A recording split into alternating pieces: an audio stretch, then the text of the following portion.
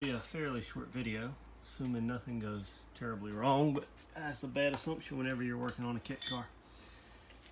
What I'm trying to do here is install these eccentric bolts in the upper bolt hole of the spindle so that I can give myself more camber, because I can't get negative camber like it is. So there's a couple of options to get it, this being one, the other one being starting to cut down these arms on the upper A arms so that I can make it shorter, which I may wind up doing, but this seemed, at least at the outset, seemed easier, just to install a bolt, right? So I've already drilled this side out so that it's big enough for this, but the problem is that this side, I haven't drilled it, it's raw, and it's not tight, it's a little too big. So what happens when I put that in there and I go to turn it, instead of the large end turning and forcing a camber change, the small end, you can see it there a little bit, it wobbles around. So what I got to try and do is tighten that up. So initial thought was I'd just weld a plate over this and re-drill it. But as you can see, that's fairly thick. That's 2 layers thick. So if I weld a plate right here, then I'm not sure how I drill all the way through and get it exactly in the center, because my drill bit is big enough to drill that, doesn't have a pointy tip long enough to get through both layers. So I would have to be drilling from this side and hoping I nailed it exactly dead center of that hole. The other option would be to try and weld up a plate on the inside there, but that's a tight area to weld in, and also it's a very snug fit here, so if I weld that up, I've then got to grind it back flush and hope I got a strong enough weld that after I grind everything else off, it's still in there. So what I'm going to try and do is make a bushing. So that fits fairly well inside of there, just the tiniest bit of wiggle. So I am simply going to take a piece and trim it and put it on there and see how that works. If it's still got a little too much wiggle, then what I'll probably do is actually cut 2 of these, split one so that I can enlarge it just a tiny bit, and then wrap it around and basically go double layered. We'll see how that works. It's a pretty thin wall thing. I should be able to bend it fairly easily.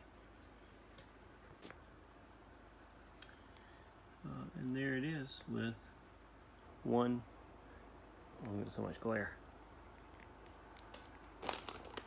There it is with one bushing on it. Let's see how it works. Doesn't quite stick out the end there. Should crush down perfect when I put a nut on it.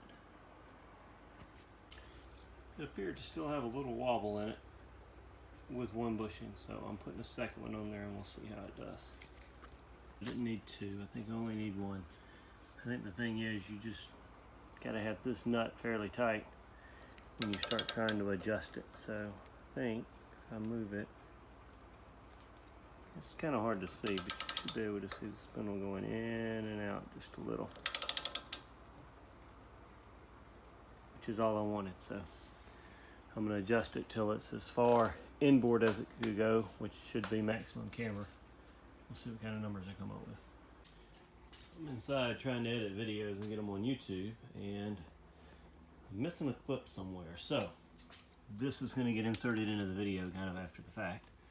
But when I installed this eccentric bolt here so that I could try to adjust the angle of the spindle a little bit, what I was looking to do was increase my, my camber, because I couldn't get negative camber. So that was successful with that bolt installed, that eccentric bolt installed. I'm able to get almost a full negative degree of camber. It's like 0.85 degrees of negative camber. Ideally 1 or 1.5 would be perfect, but it's not a race car, it's a street car. that's plenty. So the eccentric was successful. I didn't have to come in here and start trimming my upper control arms to make them shorter. It's been a long time, but I'm back to working on the suspension. Last time I think we talked about this, I had installed this bare bump steer kit, which what it allows you to do is, let's see if I can get in here, put these spacers in here and drop your tie rod down to reduce some of the bump steer. Well, I've got as much spacer as I can get in here, and it's like 30 millimeters, I think, maybe 25. It's not nearly as much as I need. I need almost 40, but I'm out of bolt. I can't go any lower. So I ordered these Pinto ends, thinking they would work, and I missed on the taper just a little.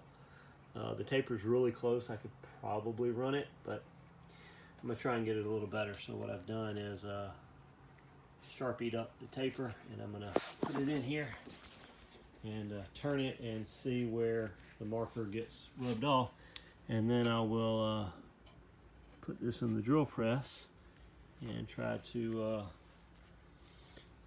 take a little file to it while it's spinning and get the taper just right. I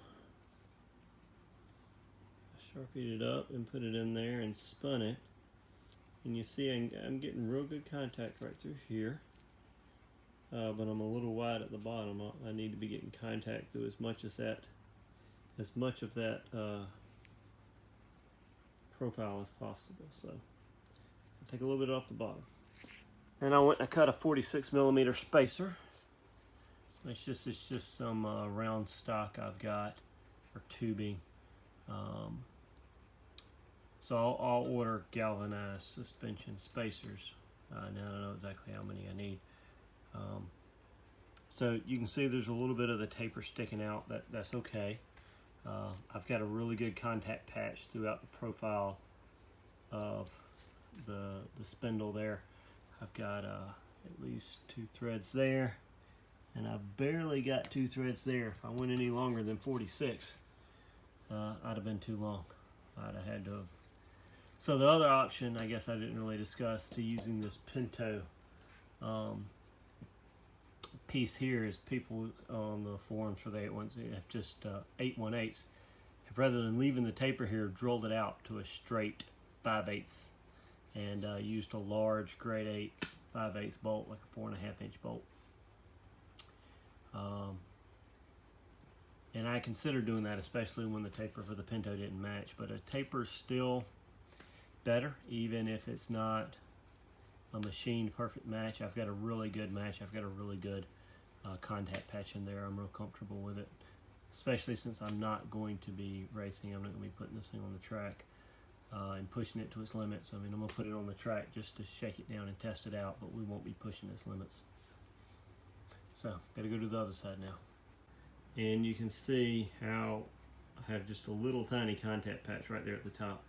That certainly would not be acceptable. So I'm going to go to work on it. What I do is I tape up the threads here with the electrical tape. I stick it in the drill press, turn the drill press on, and then I take a small file and I just hold it up against it and start rolling it up and down and letting it take it off a tiny bit at a time while it spins.